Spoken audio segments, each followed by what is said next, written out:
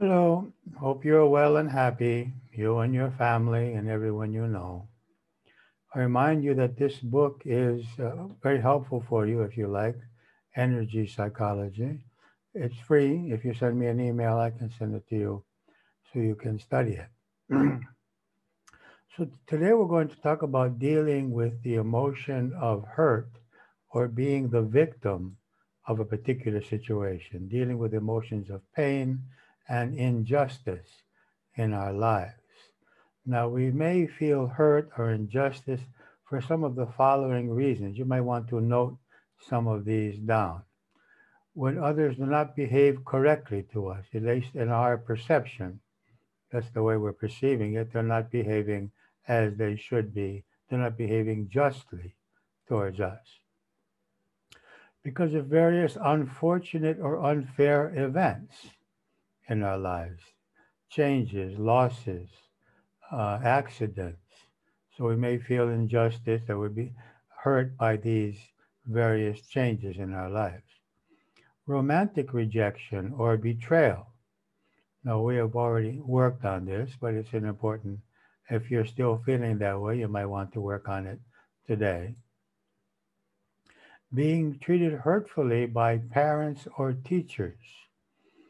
So if you have any memories of being treated hurtfully by your parents or teachers, you may want to work on that today.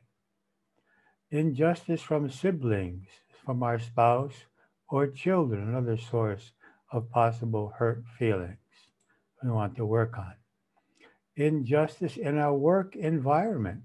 Many people feel injustice, that they're not being paid enough, the conditions for the work are not correct, their co-workers are not helping, they're not being respected, their work is not being acknowledged. There are many forms of injustice in our work environment. Injustice from society, from the police or the authorities. There seems to be an epidemic or pandemic of this on our planet at this time. You may feel that you've been done injustice to by society, by the police or the authorities. Injustice in financial matters or in our inheritance. If we believe that we have not been dealt with justly in our inheritance or in financial matters. Problems with our bodies. We can experience injustice in relationship to our bodies that may be having problems, and we feel that it's not fair that we're having these physical problems. It would be natural to feel that way. Injustice from the divine or the universe, whatever you may believe in, whoever or whatever you may believe is actually causing whatever is happening to happen. It's a very common feeling. Okay? Injustice because we have made sincere efforts without results. So we've been trying and trying to achieve a certain goal, and we're just not getting the results we want. We may feel that there's an injustice here. Injustice because we give more than we receive.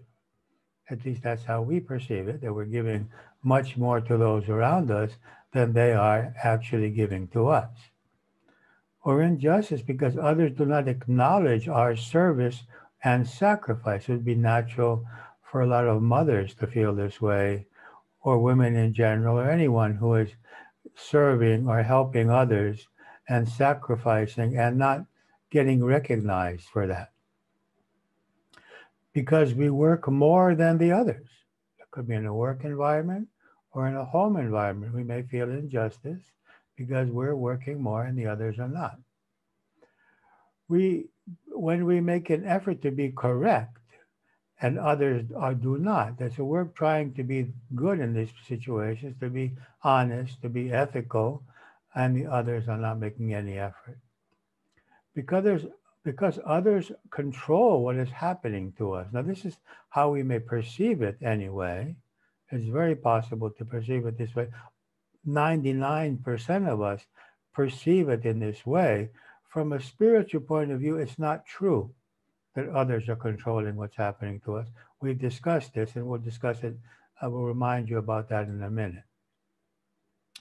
because they behave differently towards us than they behave towards others. That could be our parents behaving differently towards our siblings. I don't know where you may be from that you're watching this, but in the Eastern world, often young men are behaved too differently than young women. There is a priority towards the men that there is not towards the women. So we may feel injustice because they are behaving differently towards us and differently towards others. And of course, if I'm in a minority group in any country, whatever that may be, but because of my skin or because of my religion, then very obviously I will behave too differently than others. Now, these emotions occur when we are not getting what we want. So we're not getting what? What we want or desire. We feel injustice. We're not getting what we want or desire. Of course, if we compared ourselves to 90% of the planet, we would probably feel grateful for what we have. I mean, if you're watching this video, which means you have a computer or some means of watching it, you're probably in a better condition economically than 90% of the planet. But we may want things that we don't have and feel that it's unjust that other people have what we want and we don't have it. What we need in order to be well or feel justice, that is, we need to have the love of certain people, the support of certain people, a certain amount of money each month in order to pay our bills. So we feel injustice when we're not getting what we need to believe that we need, and what we believe that we have the right to have. Okay, so we believe we have the right to have that much money for the work that we're doing, the right to have a certain inheritance perhaps from our parents, the right to have our spouse's exclusive love, our children's respect. These are all very natural things, and they're correct. However, the universe functions in a different way in order for us to grow, and we'll discuss that in a minute. And also, when we don't have what others have, we want to have what others have. And this is an interesting video I want to show you here. These two monkeys have been in these cages for 2 weeks, and they've been eating only cucumbers. Okay, so the one on the left just got a cucumber and he ate it. He had no complaints whatsoever because for 2 weeks he's been eating cucumbers. Now, for the first time after 2 weeks, the one on the right got a grape, and that's much sweeter, much nicer. Now, this one on the left doesn't want the cucumber. He just throws it back. He's angry. He was fine 2 weeks eating the cucumbers because the other was eating cucumbers also. So now for the second time, the one on the right is getting a grape, sweeter, nicer. And now he's expecting a grape because the other one got a grape, but he's getting a cucumber. And again, he's angry, very upset. This is not fair. This is injustice, you see. So he was fine as long as the other monkey was getting what he was getting. The problem was when the other one was getting something and we were not getting it. So let's be careful about this. It's a shame to lose our happiness simply because someone else is getting something. Since he was fine 2 weeks with the cucumbers, why can't he continue to be fine? The only reason is that the other monkey is getting something else. Let's look at this. We might want to analyze the following. What are our feelings when we feel injustice exactly? Towards others, towards the divine or the universe, whatever you consider as creating a reality, or towards ourselves. We feel self-rejection, we feel sorry for ourselves. What are we feeling? What do I believe that I must have in order to feel worthy, safe, happy, and that there is justice? So what is the need here? What is it that I feel that I need in order to be worthy? Is it the other person's respect, the other person's exclusive love, the other person to agree with me, for the other person to live their life as I believe they should live it, especially our children, or we need a certain amount of money? What is it that we need in order to feel worthy, safe, happy, and that there is justice? Do I want to continue to feel this way, to suffer? Yes or no, and why? Now, you probably say automatically, yeah, no, I don't want to continue feeling unhappy. But that may not be true for the subconscious, and certainly not for the pain body. So there's a part of ourselves which likes to feel pain. It likes to feel injustice. Because when we feel pain and injustice, and we'll talk about this in a future class, we're the good guys. And we're gaining self-worth by being done injustice to. By being the victim, we are gaining self-worth. And then if we can manage to be angry about the fact that we're victims, then we're getting double self-worth, because the idea is that the victim is the good guy and is worthy of love and respect. And the angry person is right, because whoever is angry is righteously angry. So we're gaining here energy in two ways, by being the victim and being angry. So you may automatically answer, no, I don't want to continue feeling bad.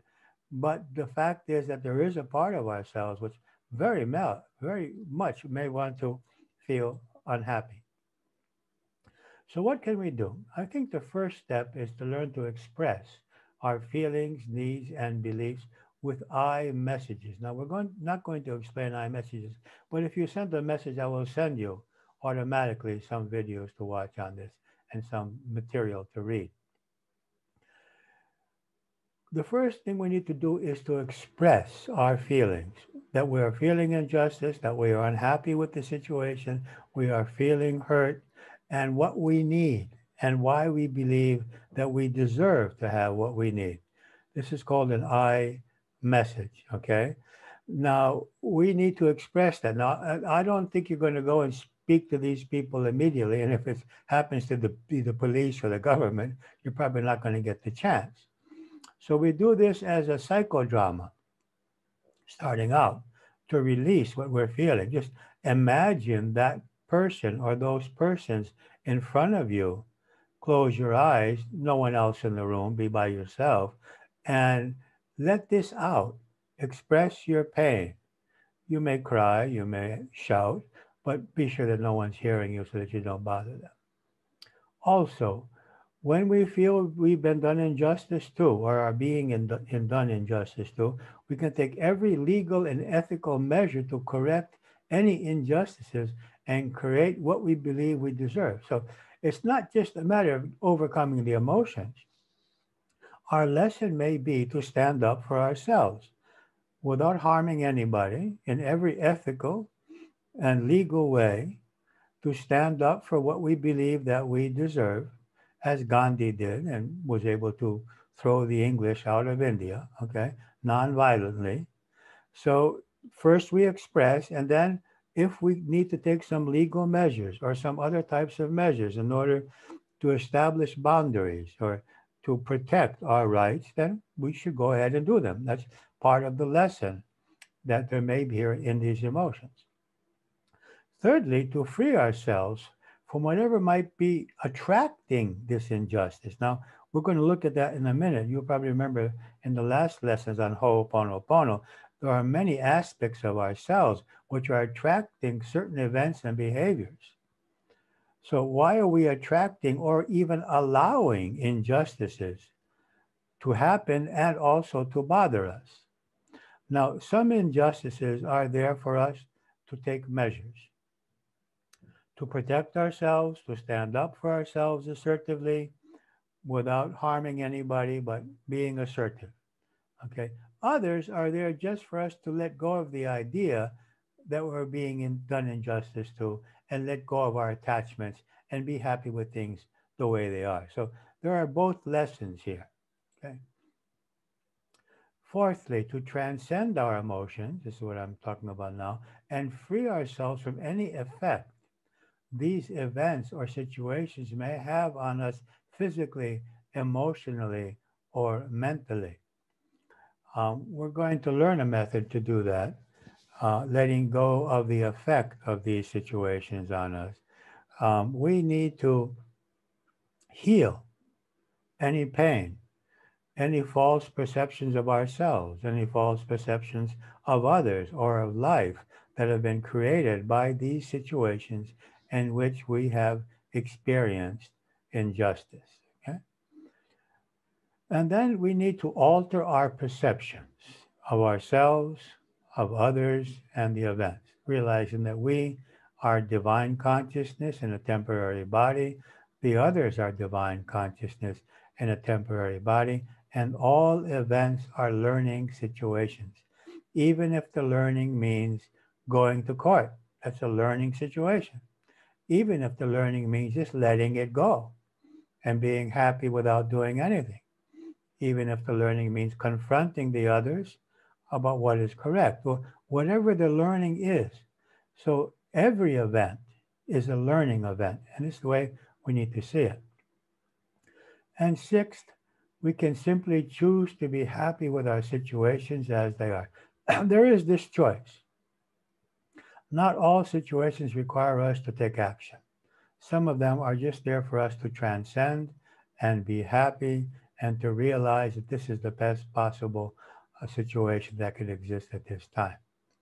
Seventh, we need to forgive ourselves and forgive the others for their participation. We're going to do a separate class on forgiveness. It's very important, the most important factor, and we'll go into more detail later on. So now you might want to make a list of the reasons you have felt injustice or hurt. You could stop the video and take them down, write them down. Then imagine others in front of you and express your feelings with I messages. Just imagine them there. And if you can't make I messages, just talk.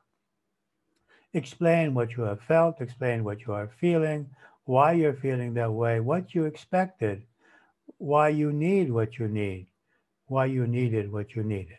Okay? So do so in a room by yourself so that others cannot hear you. Okay? Actually, you might want to stop the video here and express your feelings and needs and then continue with the lesson. So if you choose, stop the video now, express yourself, and then continue. Now, let's see that you have done that. I hope you did. I hope you chose to do that. I'm going to continue. Now, after expressing your feelings, the following perceptions may help us. Now, again, I remind you, you may be getting tired of this reminder, but I don't want you to accept any perceptions or truths because I believe them. I want you to research, think for yourselves, feel for yourselves, and decide what you believe. I need to share with you what I believe, okay?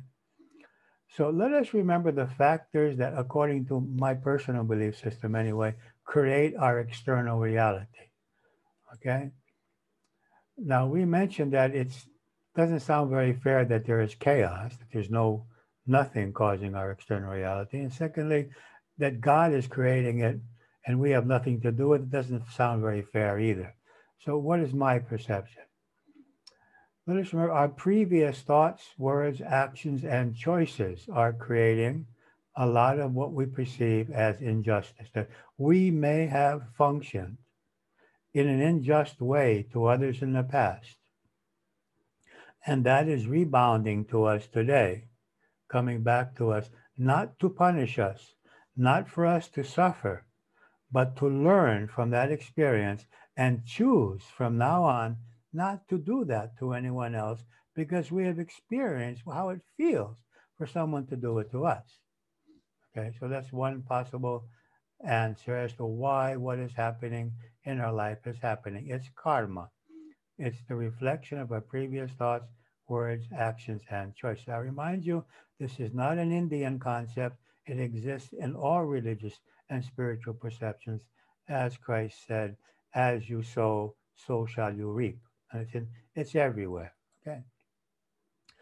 Secondly, our soul choices to learn certain lessons. So we may have made certain soul choices to learn to love ourselves without having external affirmation, okay?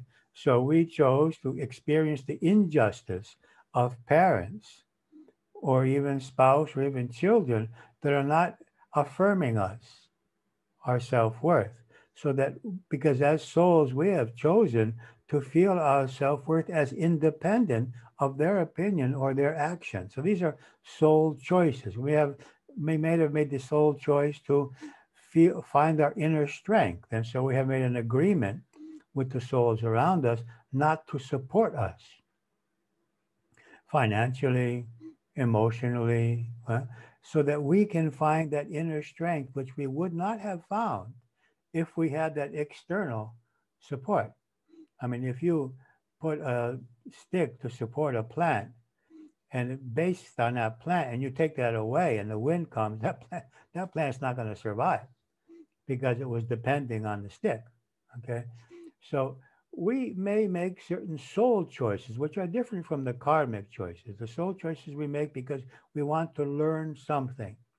So we may have chosen certain injustices to learn to forgive, to learn to go to function from our higher self, to learn to understand, to put ourselves in the other's position, to find a certain inner strength which we would never have found if we didn't go through some kind of a test.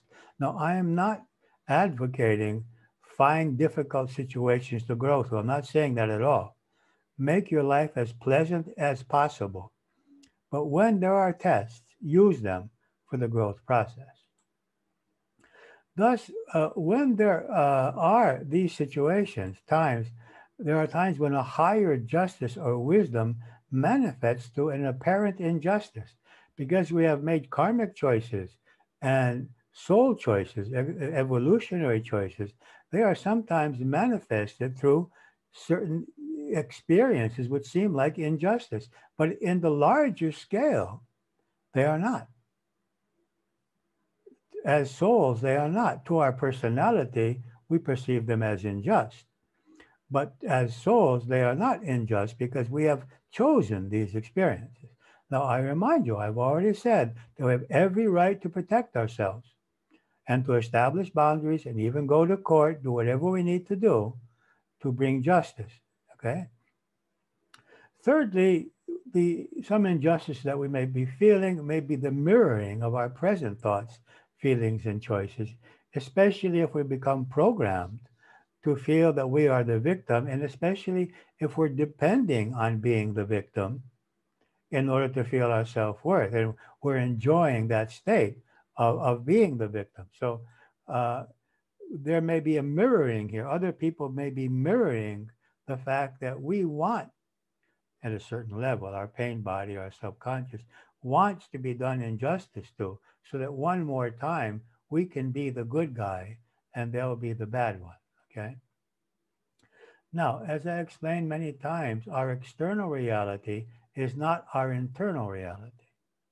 Our internal reality is how we interpret the importance and the interpretation we give to each situation, okay? So our internal reality is created by our beliefs and the importance that we give to a certain person's behavior, to their words, to what they're doing, or to events in our lives, whatever may be happening in our lives. So we give the power to people and to events to affect how we feel about ourselves and lives. They have no power except for the power that we give them by needing a certain external reality in order to feel our self-worth, our inner security, our freedom, our happiness, okay? So our internal reality is not the situations and events. It's the importance and interpretation we give to each situation and event. And I remind you that most of these interpretations, until we do self-knowledge, is based on the false childhood assumptions that I cannot, I do not know, I'm not worthy, it's all my fault, even when consciously we know differently. And that our pain body very likely may resist. Of all the emotions that we tend to resist letting go of, pain and injustice is probably the most. Perhaps also anger. But it's difficult to let go of the pain, the fact that we feel that we've been done injustice to, and also anger. So now continuing our analysis. Let us remember a short review here of the tendencies in Lesson 7 about Ho'oponopono that may attract injustices. We're going to go through these briefly. You can review that lesson if you choose to. Our negative emotions attract what we feel negative about. Our self-limiting beliefs attract what we have self-limiting beliefs about. Our behaviors attract certain situations. Our fears attract what we fear. What we expect to happen attracts what we expect to happen. Our doubts about what we believe we deserve, childhood doubts, attract exactly that. How we behave to ourselves is reflected by the people around us. Our unresolved childhood experiences can be causing us to attract again and again. It's well known that people with abusive parents tend to attract abusive partners, love partners. It's very natural, maybe even children. The roles we play will attract certain situations. Again, our needs and attachments, which we need to overcome, will attract situations in which those needs and attachments will not be fulfilled. And we will feel injustice. But the fact is that we have made a sole choice for that need not to be fulfilled externally so that we can fulfill it internally and grow. Okay? Our guilt can attract whatever we feel guilty about. Our criticism and judgmental nature and rejection will attract the objects of those emotions. Our jealousy, pain, anger, bitterness, and injustice will attract the object of those. Whatever we cannot forgive in others or ourselves will cause that to repeat in our lives. We can't forgive ourselves for something, we'll probably repeat it. Can't forgive the others for something, we'll probably experience it again. When we compare ourselves to others, we attract. Our own inner conflicts and self-doubt attract certain behaviors from others, which cause us to come in conflict with ourselves and them. When we fail to communicate clearly, all of this you can listen to again in lesson 7, okay? Fail to communicate clearly. If we become accustomed to a certain reality, we may prefer for it not to change, okay? And if we fear happiness, abundance, health, or being loved, if we have fear of happiness, fear of everything being fine, then of course that's going to be an obstacle towards having a life where we have what we want. Now, some alternative perceptions. When concerning others, when the others are behaving in certain ways which are hurting us, the other is ignorant of his and our true spiritual nature and is the victim of his childhood, illusions, and programming. Let's remember that. Let's remember that this other was once 5 years old and was programmed by his experiences. Another fact about the other we might want to remember. Now about ourselves. My right to be loved and respected as an expression of the divine is absolute, immutable, and non-negotiable, regardless of what the other says or does. So this is an inner aspect of ourselves, which we talked about in the class, in the lesson about self-acceptance. We worked on this, okay? So you can go back to that if you need. Fourth, I have the strength to deal with whatever may happen in life. We may not believe that now, but experience teaches us this. Every time something happens, we couldn't have never imagined I would be able to deal with it, but in the end, we deal with it. This is my experience, not personally only, but with thousands of people that I've worked with. We just deal with it and we move on. It happens. So it's a shame to keep fearing that we won't be able to. And it's important to know this, to remember this about our children and loved ones, that they too have that strength. Don't see them as weak. You don't help them that way. I am safe as a spiritual being. I'm not talking about a body, regardless of whatever the others may do. Now, they can shoot us and the body will die, but we won't die because we're spiritual beings. And so there's nothing someone can do which really diminishes our safety as spiritual beings. As bodies, of course, there are unsafe situations. I am able to protect myself when necessary. Another fact that we find it through experience. We may not believe it in the beginning, but experience tells us this is true. about the universe. Now, we had thoughts about the others, alternative perception about the others, alternative perception about ourselves, and the third category is alternative perception about the laws of the universe. If that event is in the past, I am safe because it does not exist. This is where forgiveness comes in. When we don't forgive others or ourselves, we are living in the past. The event we're not forgiving is not present. It doesn't exist. It exists only as a memory in our mind. If we had amnesia, if someone hit us on the head with a hammer and we had amnesia and couldn't remember what the other person did, we would have nothing to forgive. It's just a memory. And it's a shame to allow it to compromise our health, our happiness, our relationships in the present, something which doesn't actually exist. That experience or event is not by chance. I have chosen it as a soul in order to learn and evolve. Now, I remind you, accept what you can, don't accept what you can't accept, but think about it, okay? I believe it. I believe that every event is a learning situation, is an opportunity to evolve. Life gives me only what is best for my growth process as an evolving being. You have to excuse some of the spelling mistakes. So life is only giving me what I need to grow as an evolving being in this dimension. The universe or the divine, whatever you prefer, has allowed this to happen for some reason. So we have been brought up believing that that God or the divine being or whatever you want to call this power is all powerful, and it's allowing this to happen, and it's omnipresent. So why is this being allowed to happen?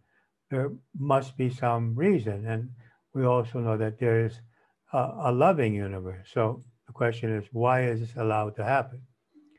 This experience has made me, or could make me, you have to choose which is true for you, stronger, wiser, better, or more spiritual in the following ways. Let's see some possibilities. To be able to experience my self-worth as totally independent of the other's words or actions. Wonderful opportunity. Let's withdraw all of that attachment to what the other person says and does and our dependency on them to feel good about ourselves. And let's establish that state of self-worth regardless of what they do or say. Only then can we be free. To feel safe and worthy regardless of external factors such as appearance, finances, professional status, results, how we compare to others. It's a shame to be so dependent on external factors for feeling good about ourselves. To feel safe and whole within myself and not need anything from the other in order to be well. It may seem strange to you that I'm advocating not needing anything. I'm not saying not give anything. Give everything you like. But needing is an obstacle to love, because when I need something from someone and they don't give me, it's difficult to love them. If I don't need anything from them, I can love them much more steadily. So we need to discriminate between need and love. Unfortunately, we've been brought up in a society where all the movies and all the songs have identified love with need, with attachment, with the inability to be okay with the other, without the other person. So I'm advocating something else here. Let's love the other person. Let's do whatever we can to make them, to help them be happy, but not need so much from them. That compromises our love. To learn to establish boundaries as to what we can accept from others. This is another possible lesson. Perhaps 100 years ago, this would not be considered a spiritual lesson, but it is today. We need to learn how to love with spiritual discrimination and make choices. Love the other, but we don't help anybody when we allow them to behave in unethical ways or in unjust ways. We're just not helping them. Okay, so we continue loving them, but we establish boundaries in a loving way. What is accepted and what is not. to have enough inner security to understand and forgive the others and ourselves for our mistakes. Gandhi has said that forgiveness is an attribute of the strong, that the weak cannot forgive. So enough inner security to understand and forgive others and ourselves. We're going to do a separate class, a separate lesson on forgiving ourselves, and a separate lesson on forgiving others. To trust in a higher wisdom and justice, that there is some reason why what is happening is happening. I don't understand it, but I have faith that there is some kind of wisdom here, and probably if I accept it and work with it, it will become apparent. That has been the truth in my life. That when I started just flowing with it and using experience as a growth process, it became apparent that, okay, the benefit here was this. It was wise that this happened. I didn't like it when it happened at all. I didn't like it. But when I stopped feeling bad about it and chose to use it as a growth experience, I saw the wisdom, how beneficial it was for me. To accept responsibility for my reality, a wonderful opportunity. We all need to do this, to stop believing that others create our reality. I mean, it's a quantum fact of quantum physics, okay? The observer has a great effect on the observed. So we need to let go of the idea that others are creating our realities, and they're certainly not creating our emotions. You probably won't agree with me that they're not creating what happens to us when they do something to us. It seems pretty obvious that they are creating something happening to us. That seems like the obvious answer. Of course, I believe there's a reason, and I've made a choice to experience that through them. But we cannot blame them for how we feel, because we are creating the emotions in us based on what they have done. So if you don't want to take responsibility for the external reality, at least take responsibility for the inner reality. Okay, they did this. They're at fault here. They made this unjust action, and they're wrong. But I have a choice to suffer, to feel depression, to feel hate, to feel unhappy, to feel the victim, or not to give it so much importance, to do what I can to correct it, whatever I can to correct it, but be happy. So they are not creating our emotions. They're creating the stimulus. We create the emotions based on the stimulus. To let go of the role of the victim, another opportunity here. To communicate more clearly and honestly. Often we're not getting what we need because we're not communicating clearly about it. We're not explaining what we need. And some people do this as a trap. And there have been times when someone comes to me and says, the other doesn't do this and doesn't do that, and he's not okay, and I'm the victim here. And I ask them, well, have you explained what you need? And they say, oh no, I don't want to explain. I want them to think for themselves. Now, this is not correct. They're obviously not able to think about it for themselves. They didn't have the same parents, the same childhood, the same character. They have other needs, other ways of thinking. It's our responsibility to help those around us understand what we need and what we believe and how we feel when we don't get what we need from them. This is our responsibility.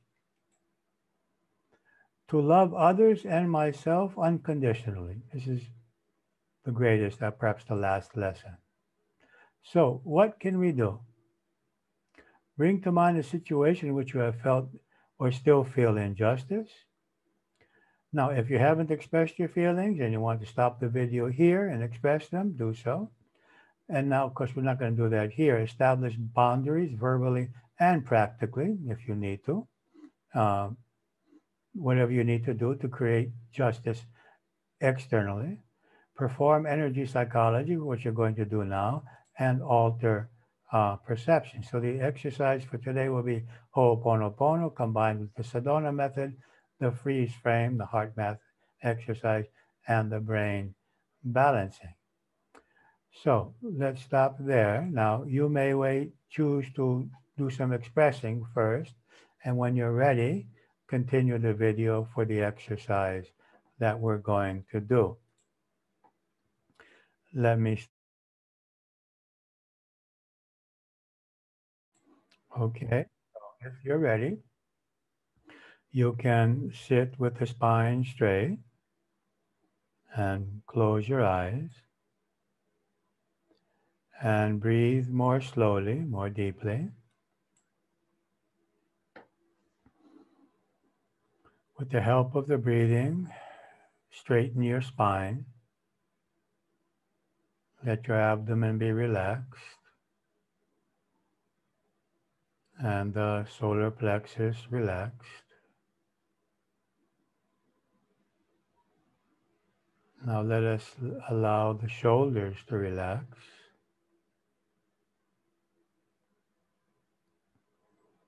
And the arms and the hands. Now let the face muscles relax, the jaw, the cheeks relax,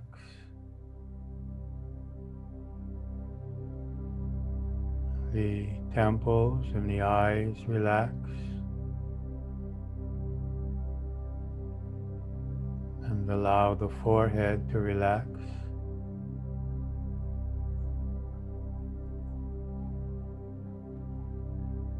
And now just check your body, see if there's any part of your body which is not relaxed.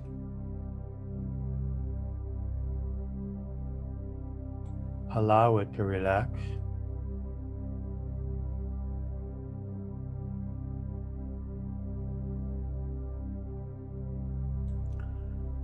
Now, bring to mind a situation, could be a behavior, or a situation with your body or mind, or your economics or your work, a situation in which you feel that injustice has been done or is being done, and focus on that.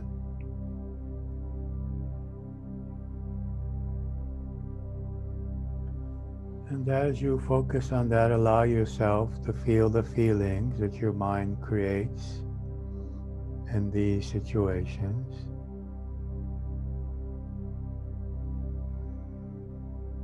And choose a specific stimulus. Perhaps from a few of them that have come to your mind, choose one stimulus now. And experience the feelings that you feel.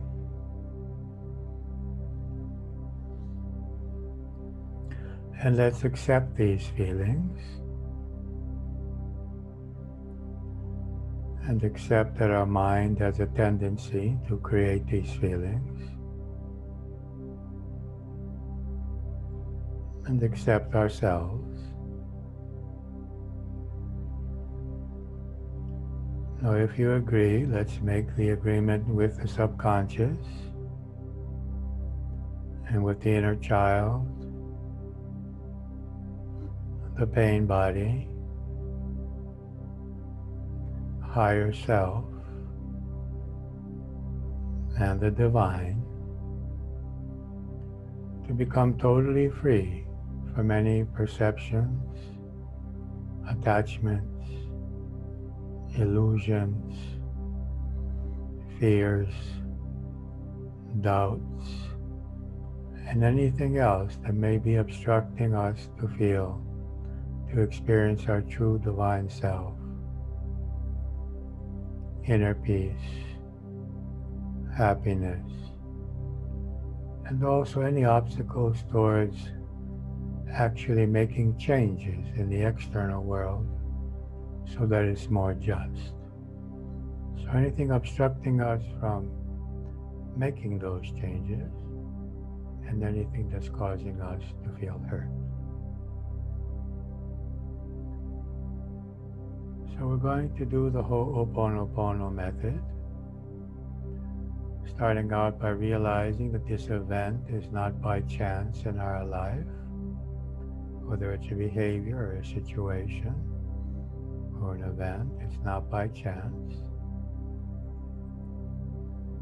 It could be a soul choice or a karmic choice or a mirroring. but it's there for us to learn something, to move on spiritually.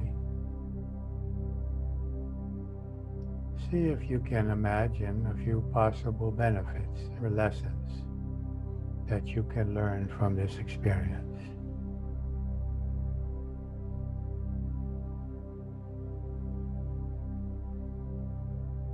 What possible lessons might you learn?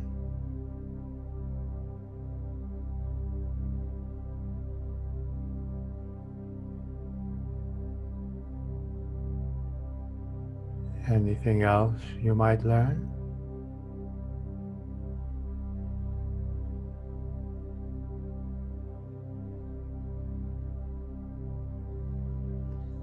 Now let us feel gratitude towards the stimulus for the opportunities for growth that it's giving us.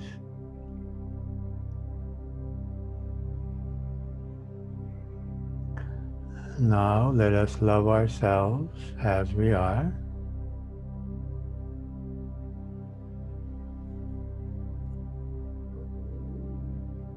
Feel love and acceptance for yourself.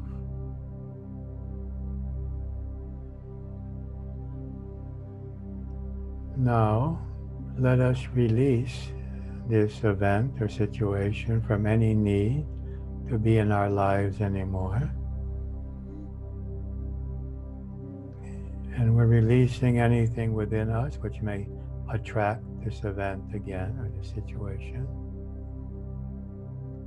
Letting go of any need for this event or situation for our growth process.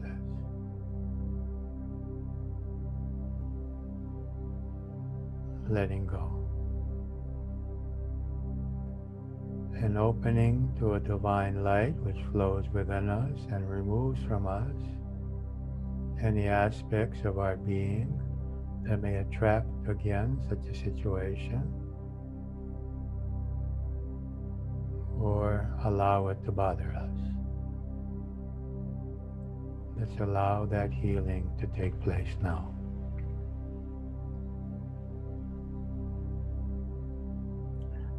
Allow the healing.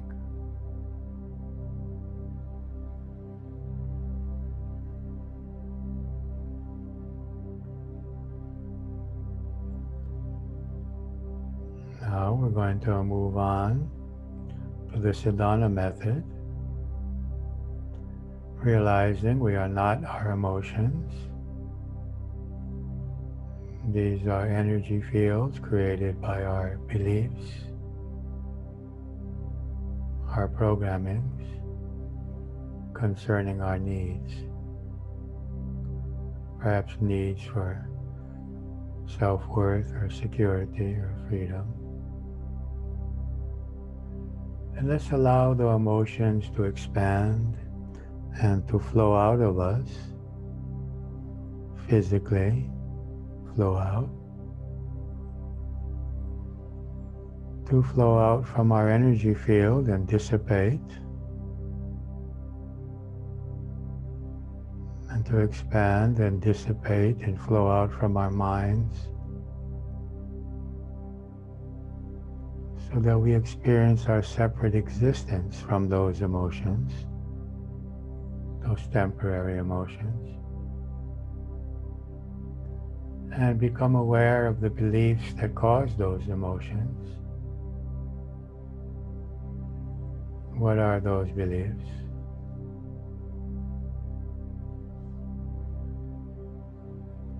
And let's accept that our mind has been programmed to perceive life in this way.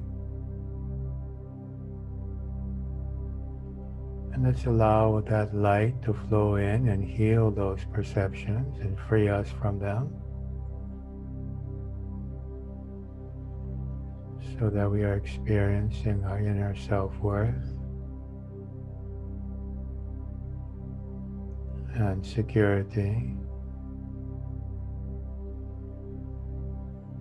and fullness, completeness.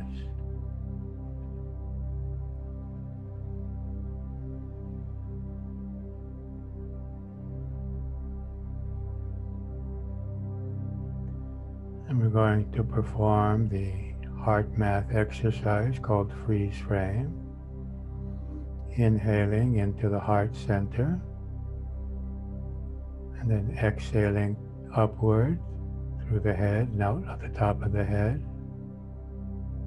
Imagine that you're inhaling energy and light into the center of the chest, and then exhaling that energy and light out through the top of the head. Experience that.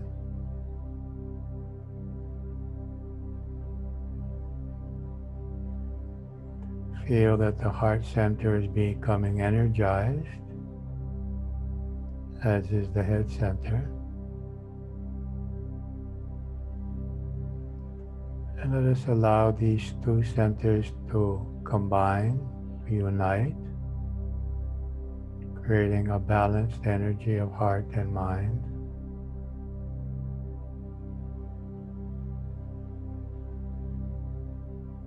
And let us bring to mind a being that we can love easily. Could be a divine being or a person we know or even a pet. Bring that being to mind and allow yourself to feel that love for that being. If possible, an unconditional love without any conditions. Just wanting them to be happy.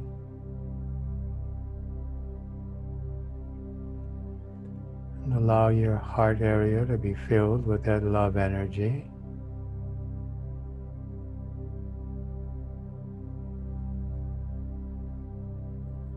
Feel the sense of fullness and of peace created by loving.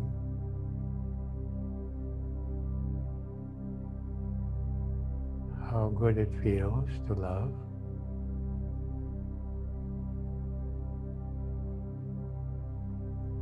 Allow that feeling to fill the body and mind.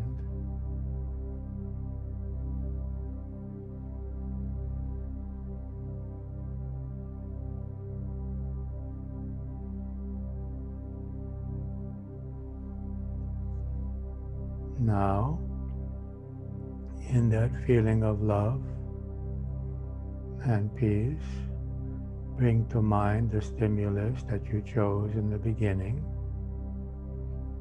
And let's accept some alternative perceptions. How can we perceive this differently?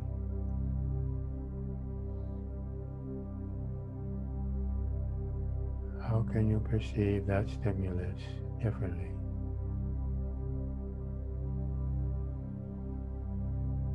Accept some possible options.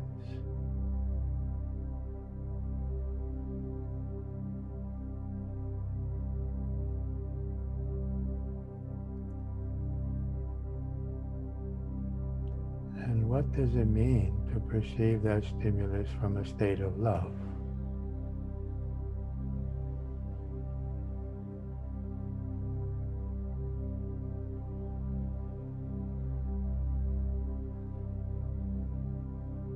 And what does it mean to perceive it as an eternal soul?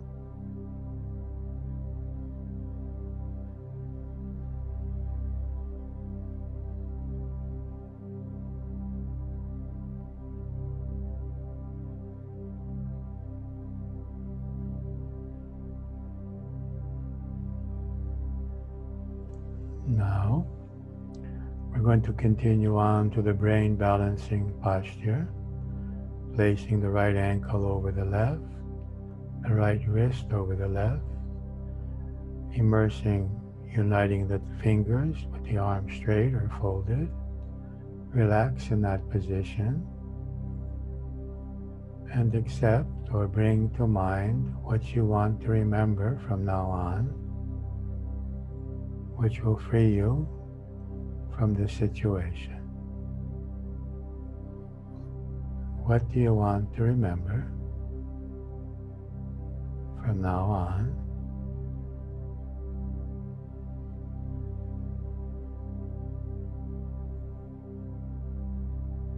so that you are at peace with yourself and the situation.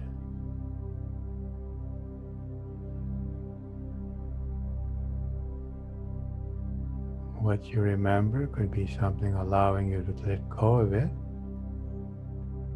or to deal with it more assertively, or both. What do you want to do? Choose.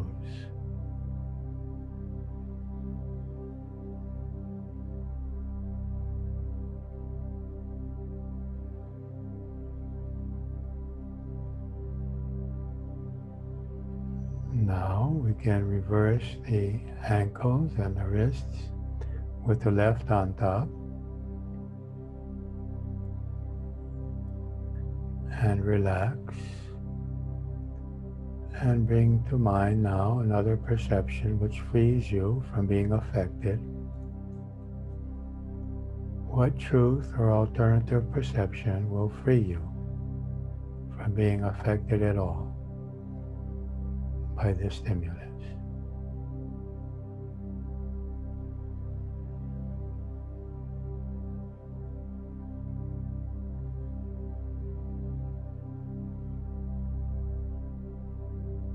And let's experience that truth, that perception, allowing it to flow throughout the body and mind.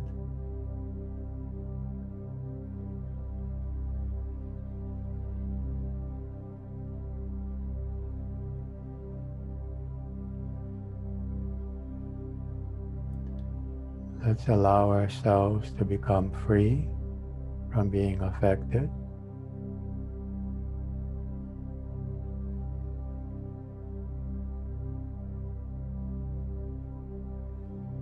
Now we can bring our palms to the chest, the heart center, feeling the healing energy flowing from our palms into our heart area.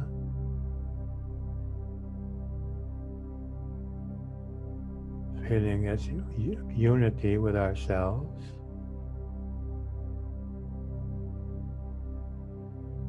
Caring about ourselves.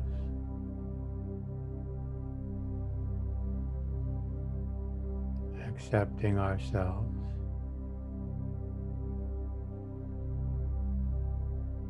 And loving ourselves.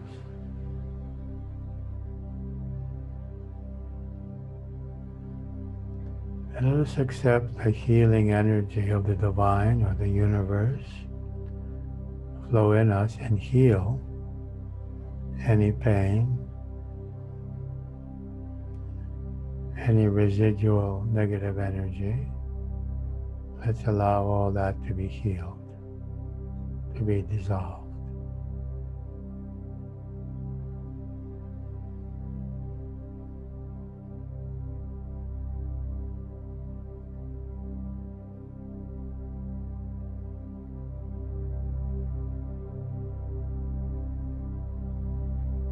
And let's experience peace,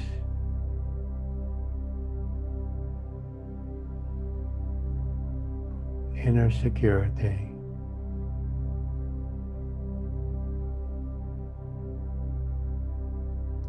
inner fullness.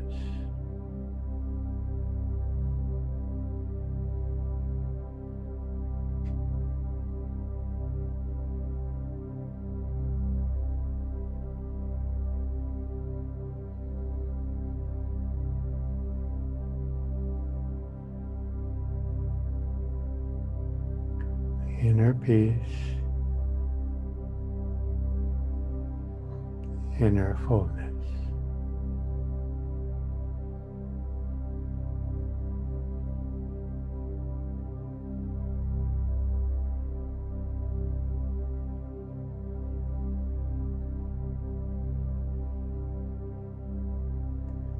Now I'm going to count from 1 to 5. So that we can complete this exercise. 1, 2, 3, 4, 4 and 5. We can complete the exercise.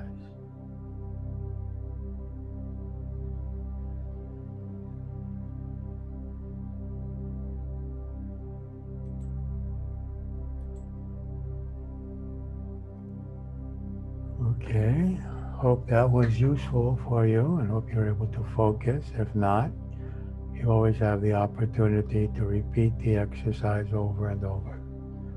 In general, I would suggest that after each lesson, you perform the exercise at least, if not also listen to the lesson, 3 times before moving on to the next lesson, so that you really embody it and get the benefit from it. It's your choice, but I would suggest that. So, be well, be happy. See you next time.